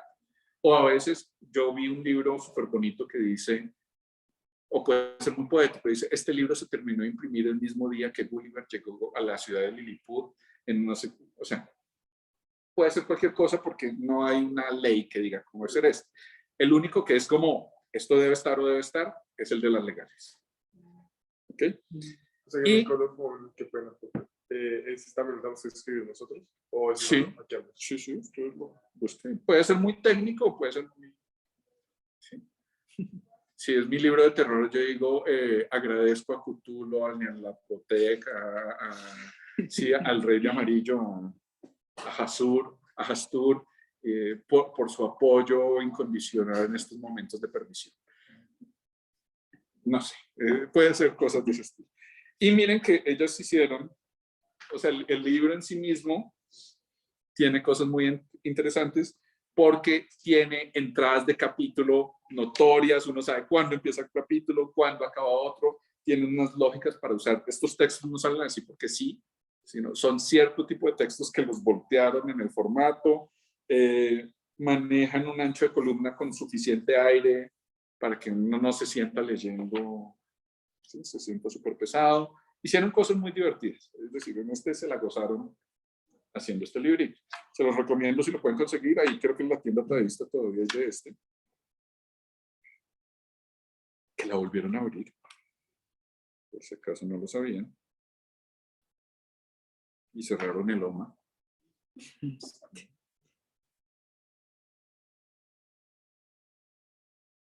Y miren el tamaño de la letra, y miren que esto ya se escribe como texto, pero ya es un texto de leer, pero también es un texto visual, es decir, tiene como esa doble función, se vuelve casi ilustrativo. Y miren que van cambiando de capítulos y van cambiando de colores. Y funciona muy bien. Y aquí pues ya tienen una parte donde muestran los trabajos de los estudiantes, algunos de los trabajos y explican. Pues, como que el libro está dividido como en la parte conceptual de cómo se armó y luego la final. Última cosa. Este libro es un libro tapadura. Este libro es un libro tapadura. La diferencia entre este también tiene cuadernillos. Ahí se alcanzan a ver. Este va cosido. Normalmente se hace pegante. Después les explico cómo se hace. Lo que no es tan chévere de este libro es esto. Por el tipo de encuadernado que tiene. Entonces, cuando no son costuras, sino que tienen otras cosas, la apertura se vuelve complicada. La apertura es complicada, tan complicada que uno rompe el libro. Miren que tiene una apertura un poco mejor, pero sigue siendo compleja.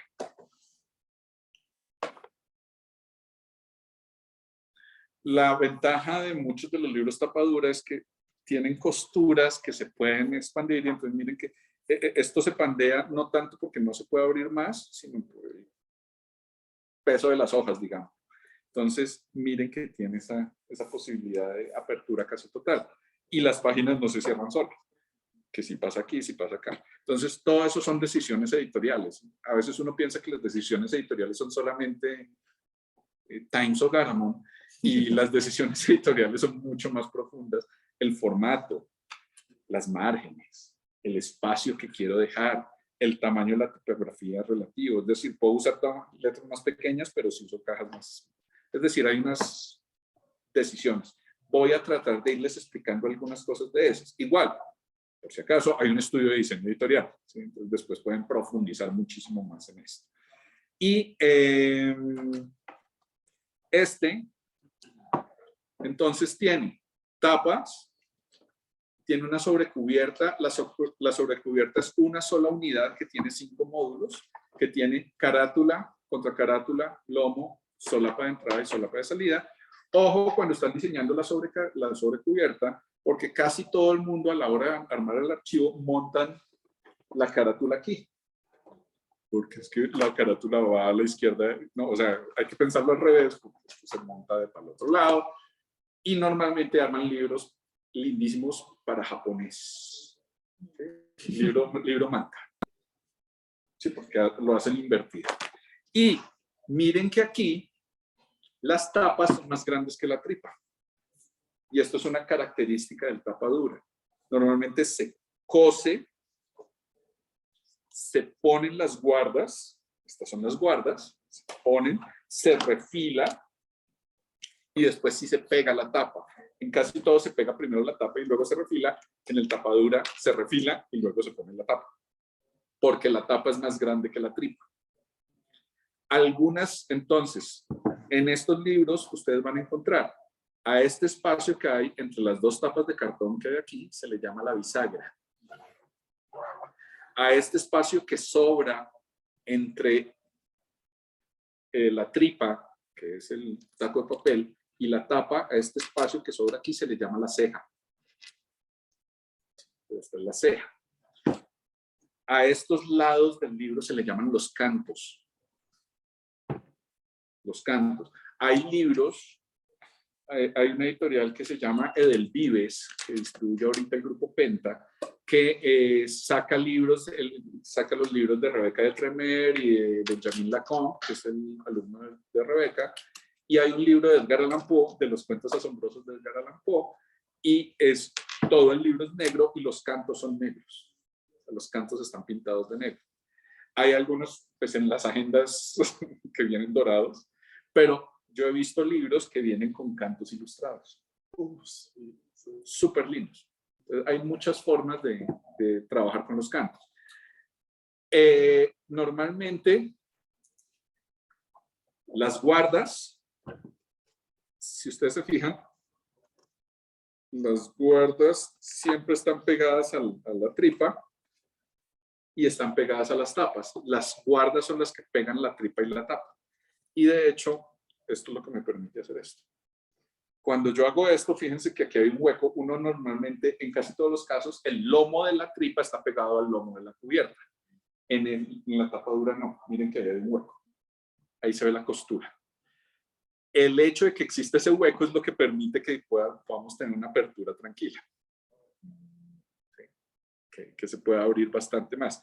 Y para evitar que se vean los cucos, es decir, porque ahí si uno mira y ve la costura, entonces para que uno no se le vean los cucos, se ponen estos hilitos decorados aquí que se le llaman cabezadas. Entonces se ponen cabezadas arriba y abajo, un poco para esconder las imperfecciones de las costuras y todo eso. Como ponerse una bufanda para que no se le vea en el cuello el hiki que le hicieron. El chupón. Más o menos, hasta ahí, ¿estamos claros? Una pregunta que así como que me dio curiosidad que me mencionaste porque uno, ¿cómo, digamos, o sea, el formato del canto, pues al ser tantas zonas separadas, uno como, o sea, tiene que ser a mano, o digamos, lo que imprime? Normal, puede ser a mano, puede ser con sello, puede ser con serigrafía. Incluso hay unos que son como jaspeados, es decir, como que los hacen con estarcido, es decir, o con aerógrafo o depende de la editorial y el número de ejemplares que se saquen. Si son pocos, hay veces que lo hacen manual, con cepillo y ¿sí? Estarcido y con un colador, y entonces queda así el jaspeado. Obviamente hay que proteger el resto del libro. Entonces depende mucho de la editorial. Hay una empresa que se llama Arte 2 Libros que hacen libros únicos y con unos acabados increíbles, y a veces le ponen punteras a sí, esas punteras de metal que tienen. Hay unas que tienen broches y cierres y granes. Los libros antiguos además tenían unas venas por acá. Según el número de venas se sabía el número de costuras y además se sabía la calidad del libro. Entre más costuras tenga un libro, se considera que está mejor cosido y de mejor calidad. Les recomiendo que lean un libro de Pérez Reverte, el escritor español, el que escribió El Capitán a la Triste. El libro se llama El Club Dumas. Y a mí ese libro me parece precioso porque es la historia de un señor, un cazador de libros. Es decir, es un personaje que lo encomiendan, las personas millonarias lo encomiendan a buscar ediciones extrañas de libros, y todo el libro gira alrededor de buscar un libro. Alguien está buscando 3 copias, las únicas 3 copias que existen de un libro que ya nadie ha visto en la vida, y él está encargado de encontrar las copias. Y ahí hablan un poco de ciertas cualidades de los libros que son súper coquetas. Entonces se las recomiendo. El Club Dumas. De ese hicieron una película que se llama La Novena Puerta, con Johnny Depp, hace 1000 millones de años. La película no es tan genial como el libro, pero se la recomiendo. ¿Listos? Hojitas, saquen, vamos a hacer origami en los 20 minutos.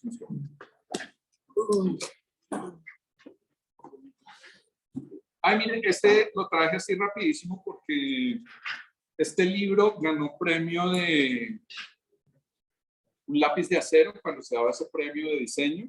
Y este libro está hecho todo en tipografía, o sea, en la técnica tipográfica Gutenberg. Y una de las cosas raras de este libro es este tipo de cuadernado, en donde no le ponen lomo, sino que el lomo es la tripa, y hacen más bien es una costura, o sea, deja la tripa al aire libre. El lomo y la tripa lo dejan al aire libre.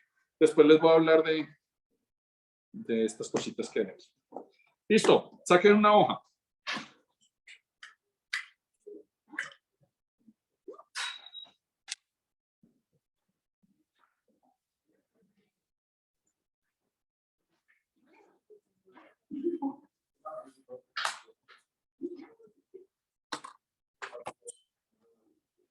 Por favor, tomen la hoja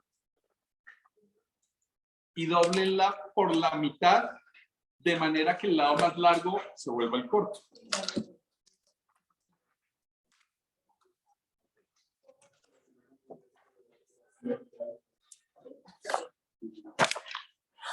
¿Sí entendieron mi explicación?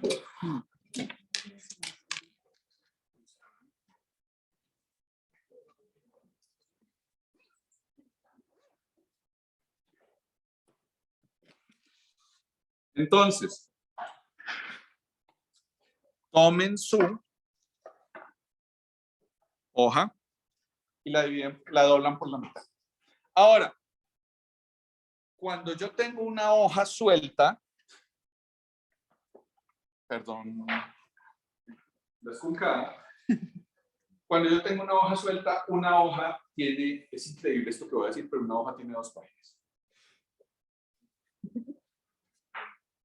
Al frente de una página se le llama, bueno, sí, tengo anverso y reverso, pero ahora les puedo dar otro. Una hoja tiene 2 páginas, no se les olvide. Ustedes se ríen ahorita, pero después es que se ríe solo, porque hacen unas cosas locas. Al doblarlo por la mitad, aparece la noción del lomo. Es decir, uno normalmente en los mundos occidentales pone el lomo a la izquierda, ¿no? Y en este momento, cuando lo doblo, dejó de ser, cuando está extendido, lo vamos a llamar pliego. Es un pliego de impresión. Cuando lo doblo, se vuelve un cuadernillo. Es decir, adquiere el nombre de cuadernillo cuando aparece un lomo. Y en este caso, ¿cuántas páginas tiene mi cuadernillo? 4. ¿Ok?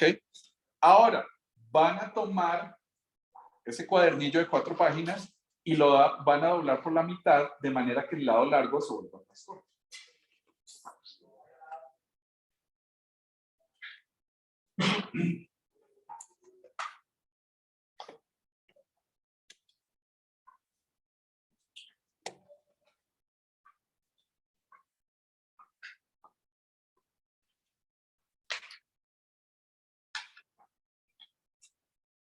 ¿Lo lograron?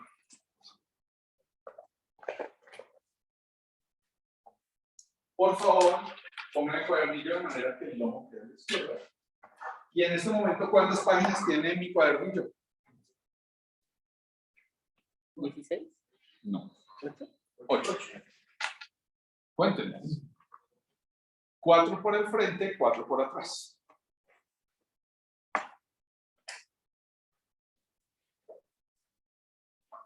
Una vez más. Bueno, una cosa. A ese primer doblez que le hicieron al cuadernillo, al primero, se le llama doblez paralelo. Ahora que hicieron este segundo doblez, fíjense que este segundo doblez es perpendicular al primer doblez. ¿Sí? No está en el mismo sentido que el primero, sino es perpendicular. Entonces, a todo doblez que sea perpendicular al primero, se le va a llamar recto. Entonces, tengo un doblez paralelo y luego un doblez recto. Ese fue el orden de los dobleces. Un doblez paralelo y un doblez recto. ¿Claro? Por favor, vamos a hacer un tercer doblez, de manera que el lado largo se vuelva más corto. Aquellas personas que trajeron papeles más gruesos van a empezar a sufrir. Aquellas personas que trajeron papeles un poco más delgados, como que cuadernillo doblar sencillo. Entre más calibre tenga el papel, va a haber más desplazamiento del papel. Fíjense que como que el cuadernillo ya no se dobla tan fácil y tan bien y tan lindo. El calibre del papel es uno de esos determinantes para saber cuántas páginas debería tener un cuadernillo. Entre más grueso es el papel, probablemente menos páginas debería tener el cuadernillo.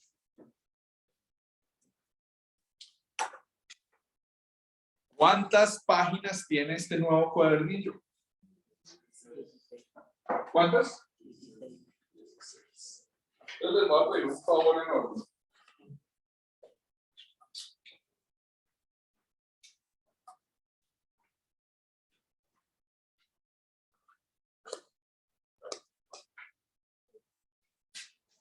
Van a dibujar una B, más o menos de ese tamaño, van a poner el lomo a la izquierda y van a dibujar una B en el cuadernillo. Así.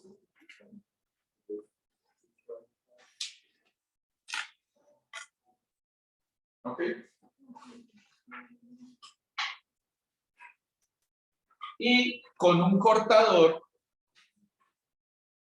encima de un cartón o cualquier cosa que no sea la mesa, prefiero que pongan la mano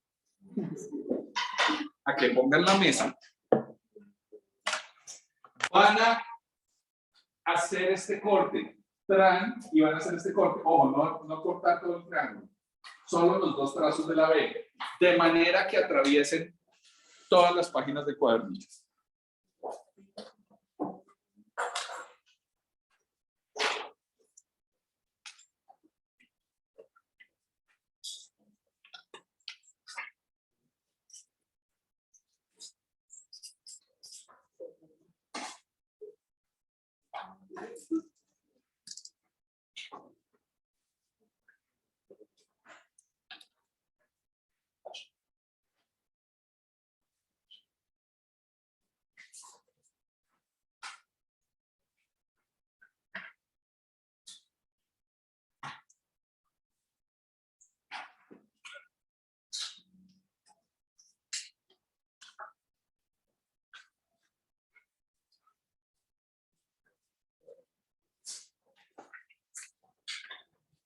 Si ya lo hicieron, paren todos, 2 segundos, párenme bolas y ahorita siguen cortándose los dedos. Van a hacer lo siguiente. Teniendo el lomo a la izquierda, van a numerar esto. 1. Con un lápiz o con un esfero. Luego, ojo, no me pierdan de vista. Aquí. Levanto la primera hojita.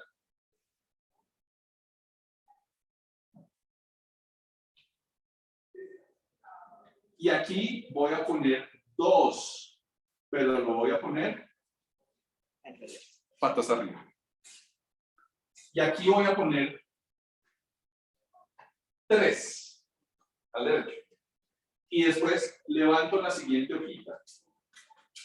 Y debe decir 4 y aquí 5. ¿Ok? Cuando hagan el 6, hagan la raya del límite. ¿Ok?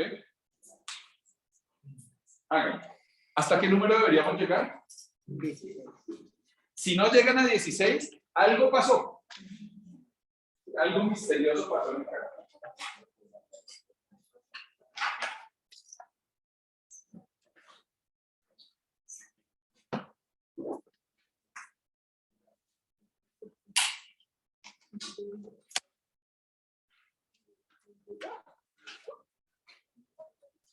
¿Vieron los videos de los formatos? Sí, señor. Sí, oblongo, apaisado, Proporción, dirección, dimensión, etcétera. No se les olvide. Tienen cara que no los pido.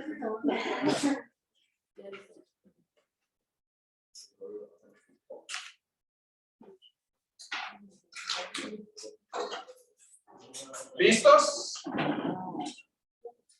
No tienen contador.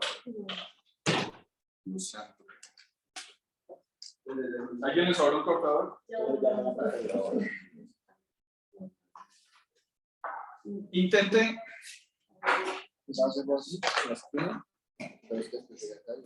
Claro, pero sí le tocaría es como 1. Y de una vez diga 16 para 16. Igual ya los hacen. Bueno, es que es más fácil con los triangulitos, pero 3.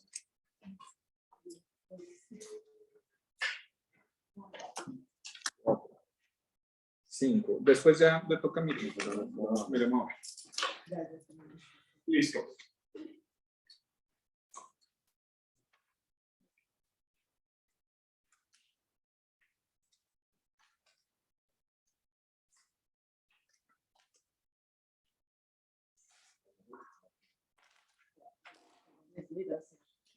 Bueno,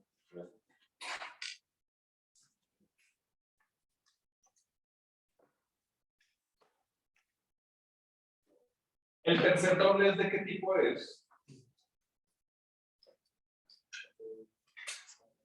Perpendicular. Sí.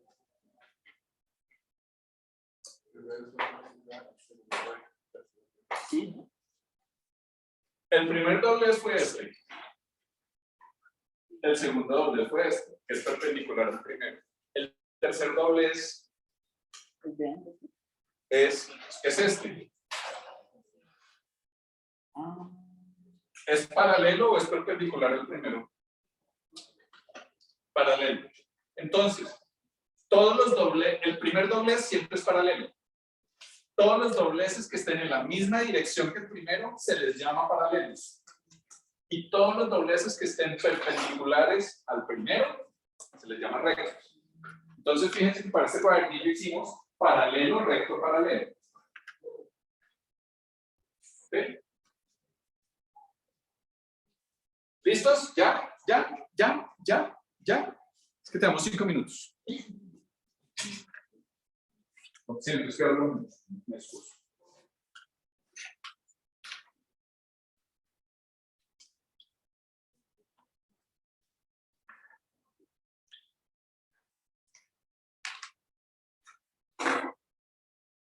Entonces,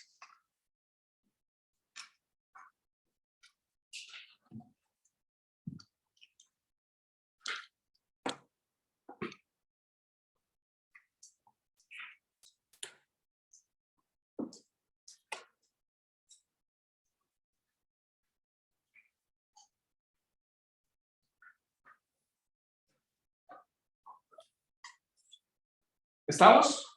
Entonces les voy a pedir, por favor, que abran su cuadernillo, extiendan el cuadernillo para que estemos en modo pliego de impresión y que pongan el 1 al frente y al derecho. O sea, que el 1 no quede patas arriba, sino que quede al derecho.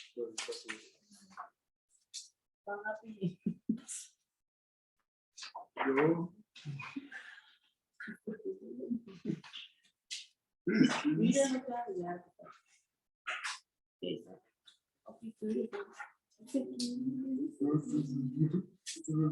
¿Listo? ¿Me pueden decir dónde está el 1? Acá, Hacia abajo. acá. Sí. ¿Están de acuerdo? ¿Dónde está el 1? ¿Aquí? ¿Están de acuerdo? ¿Dónde está? Acá. ¿Hay alguna otra versión? ¿Dónde? Es que aquí tiene cara de... ¿Está en otro lado? ¿Dónde? Aquí abajo a la derecha. ¿Dónde? Acá, acá, acá. Ok, abajo. Abajo. Aquí abajo. Aquí hay uno. Nos quedan 4 casillas. No entiendo. O sea, las instrucciones fueron muy sencillas. O sea, doble por la mitad, doble por la mitad, doble por la mitad. Porque no sé qué pasó, que tú no, o sea, no tuvo siempre el lomo a la izquierda de pronto, pues, no sé. O que no saben lo que están haciendo. O sea, son 3 instrucciones increíblemente básicas. Doble por la mitad, doble por la mitad, doble por la mitad. Estamos de acuerdo. Y es que, y atentos todos, todas, depende de cómo hayan doblado el cuadernillo. Hay personas que hicieron los dobleces hacia adelante y hay personas que hicieron los dobleces hacia atrás. Todos tienen el lomo a la izquierda. No hay nadie, o sea, si a alguien le salió en alguno de los otros lados, están las drogas. O sea, ese sí ya es modo bestia. Pero, dependiendo de cómo hayan doblado, que efectivamente tuvimos de todo, encontramos estos signos. Ahora, para que un cuadernillo sea realmente un cuadernillo, vamos a seguir las siguientes condiciones. Las personas que lo tengan bien, digan, yay, y las personas que lo tengan mal, van a coger otra hoja y van a hacer el cuadernillo otra vez. Este no lo van a borrar y arreglar. Es importante que este quede para que y digan, así no. No tienen por qué saberlo, es decir, esto no es un conocimiento que venga natural. Lo voy a explicar, pues si les quedó mal, no hay lío. Pásenla bien. ¿Cuál es la forma correcta de armar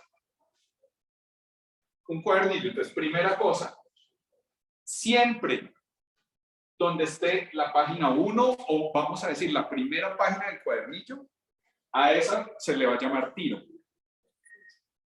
Y al donde no esté la página se le va a llamar tiro. La forma correcta es aquí.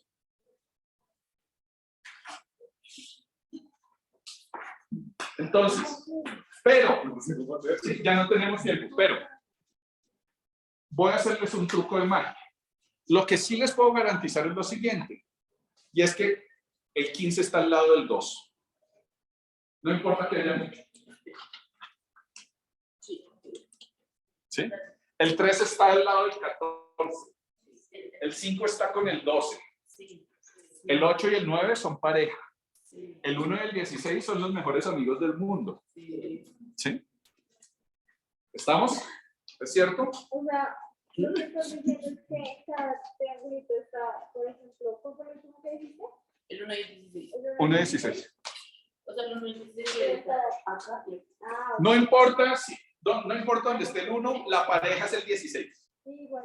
No importa, les puedo garantizar es que, por ejemplo, el 3 está al otro lado del 1. como pues, sí. Al otro lado de la página. Sí. ¿No? El 1 y el 3 están en la misma cara. No. Deben estar en caras opuestas. Sí. O sea, el 1 está en el tiro y garantizado el 3 está en el retiro. Les garantizo que el 14 está en el retiro. Pues bueno, lo estudié toda la noche. Entonces, la próxima clase vamos a empezar a trabajar, pues no tenemos tiempo, entonces la próxima clase vamos a empezar a hacer eso. Entonces les pido por favor que todos hagan el cuadernillo correctamente, bien numerado. Entonces seguramente, para que se acuerden, esta es la 1, esta es la 16, seguramente esta es la 2 y esta es la 15. 1, 16. ¿Y cómo es el doblez? De una vez, para los que no lo tuvieron bien, ¿quién lo tiene bien? Voy a hacer un truco de magia.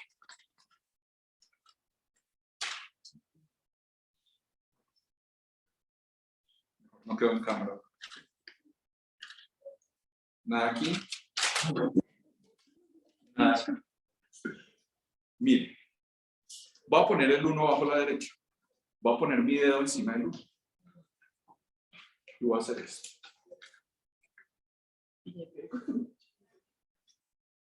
Miren que no moví el dedo. Hice un cuadernillo sin mover el dedo. Otra vez. Va después.